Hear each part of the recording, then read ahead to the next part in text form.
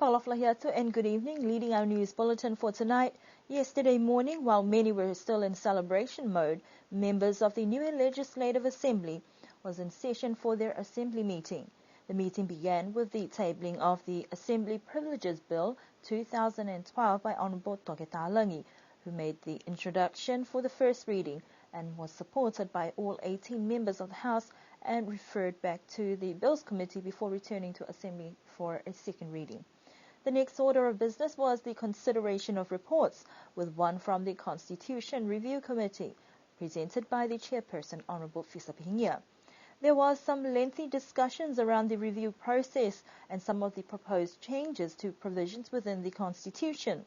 The first being that the Speaker of the House be elected from within the 20 members of the Assembly, and the second recommendation that the Public Service Commissioners be decreased from 3 to just 1.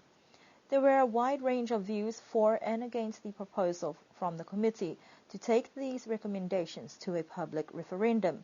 This was put to a final vote for 7 for and 11 against, though the proposal was defeated. There was also some discussion surrounding the responsibilities of the Speaker, who announced that due to his departure this week to attend a meeting overseas outside of his role as the Speaker, the meeting ended without going through questions and motions that were also deferred from the last meeting. The meeting will continue at a later date, yet to be confirmed by the Premier and the Speaker of the House. The official government for the 38th Constitution program for this year took place last Friday at Whalefono with the flag raising. Noticeable also the change of schedule to host the event after the arrival of Honourable Premier Toketalangi brought more people this year than previous years. Honourable Premier Toketalangi reiterated his encouragement and thanks to the people on the island and the effort it takes to continue. The special relationship with New Zealand was also one highlight, and those comments were also reflected in His Excellency Mark Blumsky's speech to the government and people of Niue. Last year, we embarked on a very ambitious plan of transformation. And I know many of you may believe that transformation only involves the public service. Well, it doesn't. It involves the public service. It involves the private sector. It involves our community. It involves everybody on this island. Because in many respects, what we are trying to do is transform our society from what it was that people saw, our leaders saw, our people saw in 1960s, to where we should be heading in the next 50 to 100 years. That's where we should be looking. That's what the transformation is about. And I'd like to thank everybody who has contributed towards that process. It hasn't been easy. It's not going to take a short period of time. It will take time. But at the end of it all, I hope that we will achieve what we have always said, a prosperous Niue. I would like to thank the New Zealand government and its people, and in particular, Minister McCulley. I had a chat with him yesterday, day before, in Canberra, at the university. And he and I have the same vision.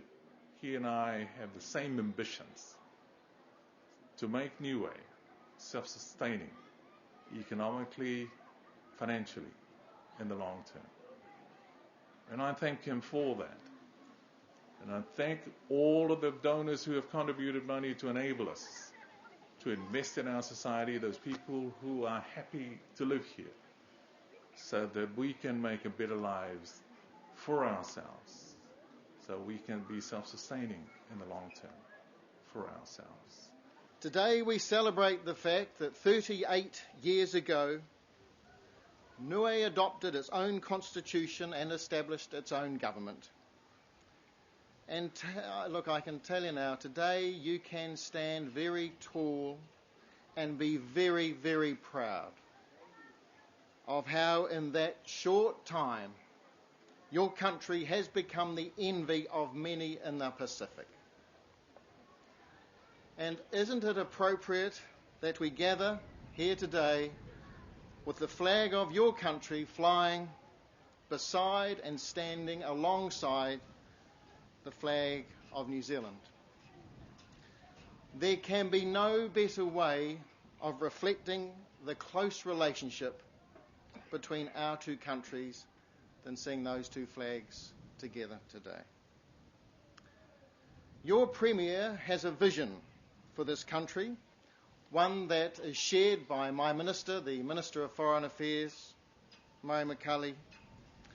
The vision is of a prosperous Niue, and be in no doubt whatsoever, be under no illusions that that vision is being delivered, is being achieved.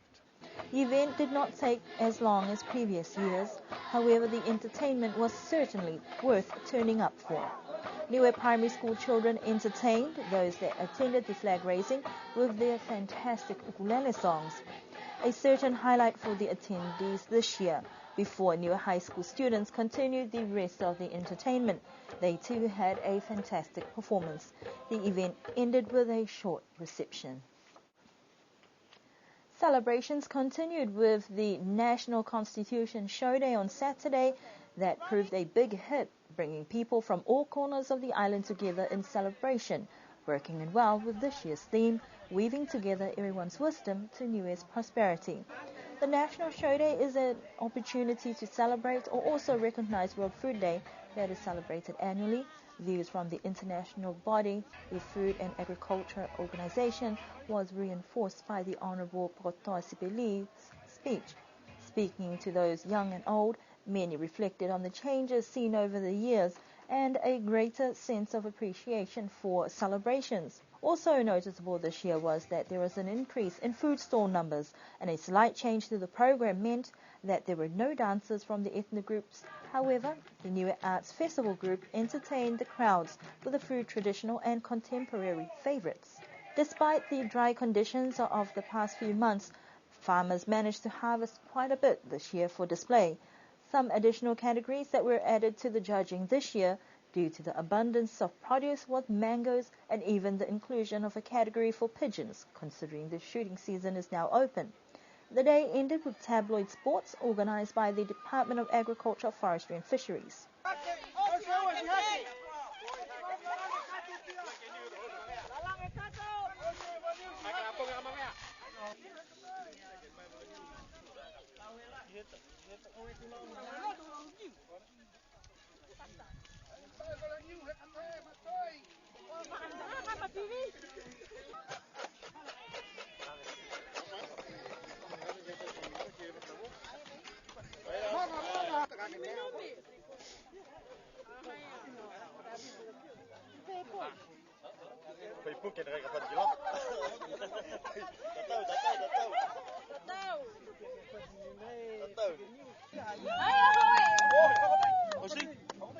Ecclesia Niue parishioners congregated at the Millennium Hall on Monday, the 22nd of October, to mark 166 years since the Gospel was introduced in Niue by Benyamina. Ahomama or Aho Benyamina is the pinnacle of the Ecclesia Kerisiano Niue calendar of events each year, and it marks a significant part of Niue's history with the arrival of Christianity. The Millennium was packed with the various congregations from around the island who sang praises and reflected on the progression within the church since it was first instated in 1846. Pastors from the various branches on the island each had an opportunity to refer to scriptures in line with the theme, the arrival of the gospel to Niue. The offerings collected on the day was a grand total of $48,809 that will be of great assistance to the Ecclesia Kerisiano Niue development.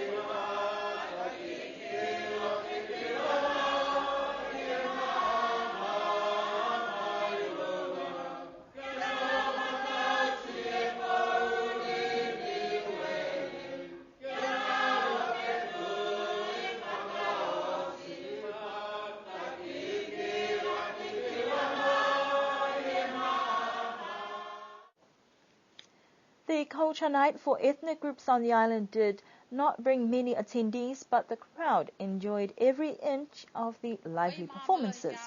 Minister for Community Affairs Honourable Joan Viliamu opened the event with words of encouragement and a reminder to some of the groups from other countries they must not hop with 1 foot onto Niue, acquire their papers and 2 feet jump to New Zealand or 3 jumps to Australia, but encourage them to remain on Niue, their new home. The evening from the opening started lively with the Niue youth, with their short but sweet numbers were a crowd favourite too, even though most of the group missed their chance on stage this year because of time changes.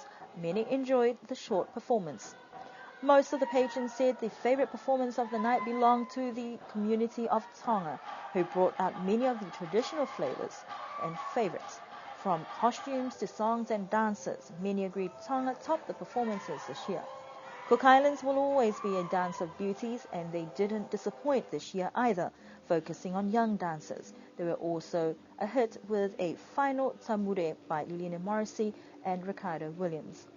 Samoa split into 2 groups, with the main representation of one group from Avasele deciding on mostly contemporary performances to depict their cultural heritage. The second group, Ulapala, focused more on the traditional dances, with the majority of the group from either primary school or Niue High School. Their uniform will also have to win on the stakes, using the flag design of Samoa to showcase their dance. Australia, not to be missed, was represented by the Lifalani Girls, a modern song and a Niuean dance to encourage their connection from Australia to their homeland. And of course, the next performance, last but certainly not least, from the island of Tuvalu, is always an entertaining performance, and rightly so. They completed the fantastic event with traditional singing and dance, much to the delight of all patrons. The night concluded with words of encouragement from Honourable Premier Talangi, who also thanked the Samoan group for joining the stage not once but twice during the evening. The organisers' Community Affairs Department wished to extend their gratitude to those who made the evening a success and hope for a bigger entertainment event in 2013. Yesterday concluded the Constitution celebration events with the annual canoe race organised by the Niue Waka Association. The event that was scheduled to be held the day before but was delayed due to the arrival of the cargo ship. While the event started a bit slow in the morning, but the 2 main races scheduled each year, the open men and women's races. Starting with the men's open race, the beginning looked very competitive. However, last year's champion retained winning form. That prestige title remains with Launoa-Ngataua. Second placing went to Pau Pau Tonga, and young Clifford Marsh made 3rd placing. The open women's race was of course taken out by another champion of the last couple of years, Isabella Fuhiniu, second by her older sibling Micah Fuhiniu, and 3rd placing to Miss South Pacific Vanessa Marsh. The students' race saw many entries this year, with 2 brave young girls who also joined the boys but had their own race. Janelle Ngataua won the race, second by Haven Siosikefu. The boys' event was taken out by a very fast William Pasisi, second Yoteva Pasisi, and 3rd placing to Vesevihi Mangatungia. The last event belonged to the Masters, and last year's winner retained his title, going to Mr. Langalavini, who also raced in the open men's earlier on. Second placing to James Salikiki, and 3rd to Dimitri Viliamu. The fantastic annual event saw the winner of the open men's and the winner of the open women win a return trip to New Zealand, courtesy of Air New Zealand and Plenish Travel. The second event to end the celebrations was the raft races. With a few sinking ships, the village, who are the current champion 3 years in a row, Hikitavake, reclaimed their title. Second also to Hikitavake, and 3rd to the sinking ship of La Kepa, sponsored by the European Union. The swimming competition is another event the youngsters host this year, and we will bring you those results in future news bulletins. Niue's coin producer New Zealand Mint has brought much interest internationally, and it seems the trend will continue. Last week, New Zealand Mint CEO Simon Harding arrived on the island for both holiday and talk with government about the production. Mr. Harding said there has been interest worldwide, and he is pleased with the relationship with the Niue government and of the collection and some of the favourites using the Niue effigy. The New Zealand Mint has a close relationship with the government of Niue through the Niue Philatelic and Numismatic Company. In other words, that's the sort of the stamp and coin company. the New Zealand Mint has the privilege of producing and managing the Niuean effigy. So we produce a number of coin programs for collectors around the world and that's done predominantly on the Niuean effigy. So it's Niuean legal tender, and it's produced and sold all around the world. The Niue government has been very supportive throughout our whole relationship, and one of the reasons I'm here is I felt it was important that the partnership be an equal one, and that I spent some time in Niue and getting to know the island, since we represent it in a coin sense all around the world, and I've really enjoyed my time here with my family. The most popular collection hasn't been the ones that have got the biggest headlines. They're the Zodiac series, and which are simply the birth signs, and they just are produced year after year. The benefits has been great for Niue as well, and New Zealand Mint has more surprises in store for collectors. However, we had some advice for those wanting to use the legal tender. I'd strongly advise against it, not because the coins aren't beautiful and not because they wouldn't work, but most of the coins are 100% pure silver, which has a value of around $40 for the metal value, and then there's the packaging, the production, the royalties, everything else. So a coin could cost on the international market $100 US. So I'd strongly suggest you think twice before spending $100 US to buy a $2 coin and spend it on an ice cream. It gives Niue a huge profile internationally. I think a good example of that recently is the Royal Mint. So that's the UK mint that manufactures the coin of the realm of the United Kingdom, approached us, and they wished to do a coin series on the Niuean effigy of the Queen's houses. So I think it's a sort of a tribute to Niue and the brand that's been built up around the world, that the Royal Mint would want to produce Buckingham Palace on a Niuean coin. Mr. Harding hopes the interest continue with the Niue coin collection and its popularity internationally. Hydroponics on the island is fast becoming a popular agricultural planting method, and with the increase in demand for fresh produce comes the need for expansions.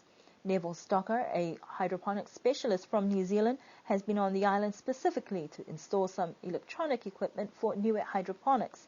We caught up with him today to see what this work required with the expansions and upgrades for Niue hydroponics. It's started out as a trial. They sort of dipped their toe in the water to see how it would work here, with basically one bench like you see here, one of these, just half size, and the crop grew well, was well received, and so then we added on, and then now it's being added to again. We're adding some electronics to take some of the labour away from dosing the nutrient. That will be done automatically, and we've also increased the tank sizes so as future expansion is easier, and we've built it in the middle of building a decent hub for everything to work away from. So how do the electronics actually work? They measure the nutrient solution, which is the liquid that's recirculating, that contains all of the minerals that the plants require, and that is measured and dosed automatically, so as the plants feed, that is replaced. As the pH, the acidity or alkalinity of the nutrient system changes, that is dosed to keep that in the correct range as well, meaning that as the plants are feeding, the food is available for them straight away. Neville says that he has been impressed with what he has seen so far, and that the only delay with the project was waiting on the boat. We talked to him about his first trip to Niue and how he enjoyed it. I've enjoyed the relaxed attitude. Everyone is friendly. I don't get that in every country. Being a different colour face doesn't always bring a smile. The Philippines springs to mind. Here everyone is friendly, everyone waves. The ocean is very special. Even though I swim in the sea back home, there's nothing with the clarity of here. So I've enjoyed the water. The swims in the afternoon after we've worked in the heat of the day is much to look forward to, yeah. No, I've enjoyed my time here. I did get a couple of days before the boat came, so I got a good look around. I've enjoyed it, yeah. The new system will make work less labour intensive and provide a consistent supply of vegetable produce to meet local market demands.